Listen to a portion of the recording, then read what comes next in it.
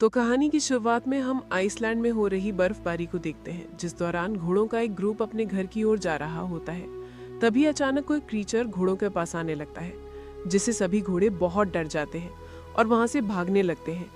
इसके बाद वो क्रीचर भेड़ों के फार्म में आता है, जिसके आने से एक भेड़ अचानक से गहरी सांस लेकर बेहोश हो जाती है और क्रीचर वहां से चला जाता है। ये फार्म ईवर और मारिया नाम के कपल का था, जो कि आइसलैंड के पहाड़ों में शांति से रह रहे थे। अब क्योंकि उनके बच्चे नहीं थे, इसलिए वो बहुत अकेला महसूस करते थे। खैर, दोनों अपना परिवार चलाने के लिए भेड़ों की देखभाल के साथ साथ सब्जियों की खेती करने का काम करते थे। दरअसल ये जगह शहर से काफी दूर थी, जिस वजह से कोई भी यहाँ नहीं आता था और दोनों फार्म में काम करके अपना समय बिताते थे। एक शाम मारिया और ईवर अपनी प्रेग्नेंट भेड़ों की डिलीवरी में मदद करते हुए नजर आते हैं, जहां उन्हें पता चलता है कि बहुत सारी भेड़ों ने बच्चों को जन्म दिया है, जिससे मारिया बहुत खुश थी। लेकिन ईवर को उनमें ज्यादा दिलचस्पी नहीं थी, क्योंकि इतनी सारी भेड़ों को पालने के लिए बहुत ज्यादा खर्चा होता था। एक दिन जब दोनों काम करके आपस में बातें कर रहे थे, तब मारिया ईवर को अपने ट्रैक्टर में होने वाली प्रॉब्लम्स के बारे में बताती है, जिस पर वो कहता है कि उन्हें अगले सीजन से पहले ट्रैक्टर को ठीक करवाना होगा।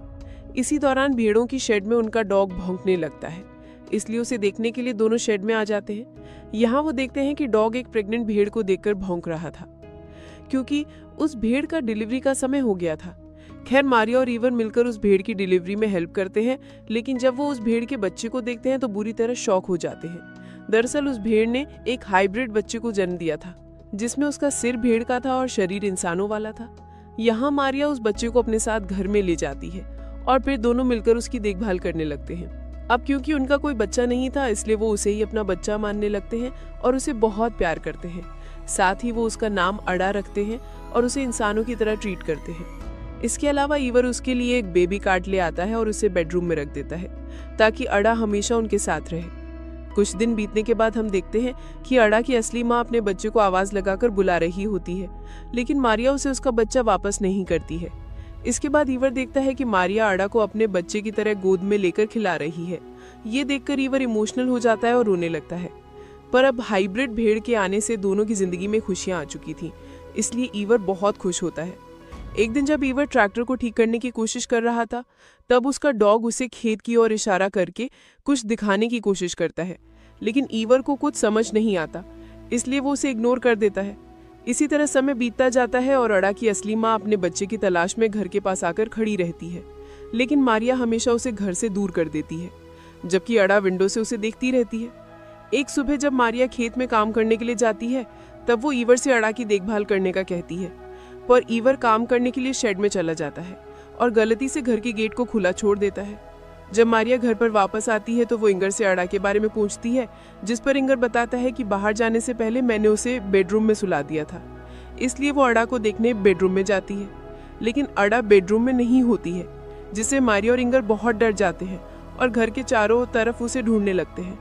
यहाँ मारिया बहुत ही टेंशन में आ जाती है। तब ईवर उसे शांत करता है और कहता है कि वो अड़ा को जल्द ही ढूंढ लेंगे। अब वो दोनों अड़ा को अपने पूरे एरिया में खोजने लगते हैं, लेकिन उन्हें कहीं पर भी वो दिखाई नहीं देती है। इसलिए थक हार कर दोनों घर की ओर जाने लगते हैं। तब उन्हें भेड़ की आवाज सुनाई देती है।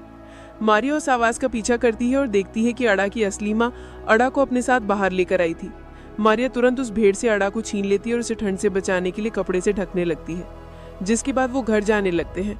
जिस दौरान अड़ा की माँ उनके पीछे आने लगती है, जिससे मारिया उस पर गुस्सा होती है और उसे यहाँ से दूर जाने का कहती है। घर में आने के बाद वो अड़ा को सुला देते हैं और राहत की सांस लेते हैं। कुछ महीनों बाद अड़ा बड़ी हो जाती है और अब वो इस परिवार का हिस्सा बन चुकी थी। खासकर अड़ा का रिश्ता मारिया के साथ बहुत अच्छा हो गया था और वो दोनों एक दूसरे के बिना नहीं रह सकती थी। एक रात मारिया को भेड़ों के बारे में डरावना सपना आता है, जिसे देखकर वो जाग जाती है और सोचने लगती है कि शायद अड़ा की माँ उसे अड़ा से दूर ले जाएगी। इसलिए मारिया अड़ा को बचाने के लिए एक प्लान बनाती है, जिसमें वो इंगवार और अड़ा को सोता हुआ छोड़ घर के बाहर आ जाती है और अड़ा की माँ को शूट करके मार डालती है, जिसके बाद वो उस भेड़ को वहीं पर दफना देती है। तभी इंगवार का भाई पीटर मारिया को ऐसा करते हुए देख लेता है। असल में पीटर शहर में रहा करता था और छोटे मोटे क्राइम करके पैसा कमाता था, लेकिन कुछ कारणों से उसके साथियों से इंगवार के यहाँ छोड़कर चले गए थे। खैर, पीटर भेड़ों की शेड में जाकर सो जाता है। जब उसकी आंख खुलती है तो उसे अड़ा दिखाई देती है, लेकिन जल्दी अड़ा वहां से गायब हो जाती है, जिससे पीटर को लगता है कि शायद उसने कोई सपना देखा था। सुबह होने पर पीटर इंगवार से मिलता है, जिसे देखकर इंगवार बहुत खुश होता है क्योंकि पीटर काफी समय के बाद यहाँ आया था। इसके बाद इंगवार उसे घर के अंदर लाता है और मारिया से नाश्ता बनाने का कहता है। जब वो लोग नाश्ता करने के लिए बैठते हैं तब वहाँ अड़ा भी आ जाती है। यहाँ मारिया अड़ा को पीटर पटर से मिलाती है, लेकिन पीटर अड़ा को देखकर थोड़ा परेशान हो जाता है और किसी से कुछ भी नहीं कहता है। कुछ समय बाद अड़ा और मारिया एक साथ समय बिताते हुए नहा रही होती हैं। इस दौरान इंगवार और पीटर घर को पेंट कर रहे होते हैं। तभी पीटर घर के अंदर जाता है और मारिया को अड़ा के साथ नहाते हुए देखता है। जब इंगवार घर में आता है तब पीटर उससे पूछता है कि आखिर यहाँ क्या चल रहा है, जिस पर इंगवार उससे सिर्फ इतना कहता है कि उनका परिवार बहुत खुश है। रात में मारिया अड़ा को पीटर के पास लाती है और अड़ा को अपने अंकल पीटर से गुड नाइट कहने का बोलती है। तब पीटर एक बार फिर इंगवार से अड़ा के बारे में बात करने की कोशिश करता है, जिस पर इंगवार कहता है कि वो इस बारे में बात करना नहीं चाहता है। साथ ही वो पीटर से कहता है कि तुम यहाँ जब तक चाहो तब तक रह सकते हो, लेकिन तुम हमारे पर्सनल लाइफ में कोई भी इंटरफेयर नहीं करोगे। यहाँ मारिया इंगवार से पूछती है कि आखिर पीटर यहाँ कितने दिनों तक रुकने वाला है। असल में पीटर मारिया के साथ फ्लर्ट करता था और उसे हमेशा गंदी नजरों से देखा करता था, इसलिए वो चाहती थी कि पीटर जल्द से जल्द यहाँ से चला जाए। खैर, इंगवार उससे कहता है कि पीटर यहाँ कुछ समय तक रहेगा क्योंकि वो अक्सर उन लोगों से बचने के लिए यहाँ आता है जिनको उसे पैसे चुकाने होते हैं। अगली सुबह तीनों मिलकर खेत में आलू लगा रहे होते हैं और उनका डॉग अड़ा की देखभाल कर रहा होता है, लेकिन अड़ा उस डॉग को डरा देती है। दूसरी तरफ तीनों एक ब्रेक लेते हैं, जिस दौरान पीटर मारिया से फ्लर्ट करने लगता है, लेकिन मारिया उसे दूर कर देती है। तब पीटर उससे कहता है कि तुम जिसे इंसान समझकर अपने घर में रखे हुए हो वो सिर्फ एक जानवर है, पर मारिया उसकी बातों पर ध्यान नहीं देती है और वहां से चली जाती है। अगली सुबह हम इंगवार को देखते हैं, जो चुपके से मारिया और इंगवार के बेडरूम में जाता है और उन्हें बताए बिना अड़ा को बाहर ले आता है। इसके बाद पीटर शेड से एक गन उठाता है और अड़ा को घर से दूर ले जाता है, जहां वो अचानक से अड़ा के ऊपर गन पॉइंट कर देता है और उसे शूट करने का सोचता है, लेकिन अड़ा के मासूम चेहरे को देखकर उसका मन बदल जाता है। दूसरी तरफ मारिया उठ जाती है और देखती है कि अड़ा रूम में नहीं है, जिससे वो टेंशन में आ जाती है और घर के आसपास उसे ढूंढने लगती है। तभी वो देखती है कि अड़ा पीटर के रूम में है, जहां पीटर उसे अपनी गोद में रखकर सो रहा होता है। इससे मारिया को लगता है कि पीटर ने अड़ा को एक्सेप्ट कर लिया है। खैर, इसके बाद हम मारिया को शमशान में देखते हैं, जहां वो एक कब्र के सामने बैठकर प्रे कर रही होती है। यहाँ हमें पता चलता है कि मारिया और इंगवार की एक बेटी थी जिसका नाम अड़ा था, लेकिन किसी कारण से उनकी बेटी की मौत हो गई थी, जिससे वो दोनों काफी अकेले हो गए थे। यही वजह थी कि उन्होंने उस हाइब्रिड भेड़ के बच्चे का नाम अड़ा रखा था और वो उसे अपनी बेटी के रूप में देखने लगे थे। यहाँ इंगवार अड़ा को कहानियां सुनाता है, जिस दौरान उसे अपनी मरी हुई बेटी की याद आती है, जिससे वो बहुत इमोशनल हो जाता है। तब मारिया उसके पास आती है और उसे शांत करने लगती है। असल में ये दोनों अपनी बेटी की मौत का जिम्मेदार खुद को मानते थे, जिससे दोनों के बीच में काफी दूरियां भी हो गई थीं। लेकिन जब से उन्हें अड़ा मिली थी तब से उन दोनों के बीच दूरियां खत्म होने लगी थीं। इसके अलावा पीटर भी अब अड़ा को पसंद करने लगा था और अक्सर उसे घुमाने के लिए बाहर ले जाता था, जिससे इंगवार और मारिया भी खुश होते थे और उन्हें अच्छा लगता था कि पीटर ने उसे अपना लिया है। एक दिन पीटर अड़ा को अपने साथ मछली पकड़ने के लिए ले जाता है। तब वो अड़ा को अपने और इंगवार के बचपन के बारे में बताता है, लेकिन जब वो घर की ओर वापस जाते हैं तब रास्ते में उनका ट्रैक्टर खराब हो जाता है। यहाँ पीटर ट्रैक्टर को ठीक करने लगता है, पर उसे समझ नहीं आता है कि आखिर ट्रैक्टर में क्या प्रॉब्लम है, इसलिए वो ट्रैक्टर को वहीं छोड़ देता है और अड़ा को लेकर घर आ जाता है, जहां डिनर करने के बाद वो सभी टीवी में एक गेम देखते हैं, लेकिन उनकी टीम हार जाती है, जिससे उनका मूड खराब हो जाता है।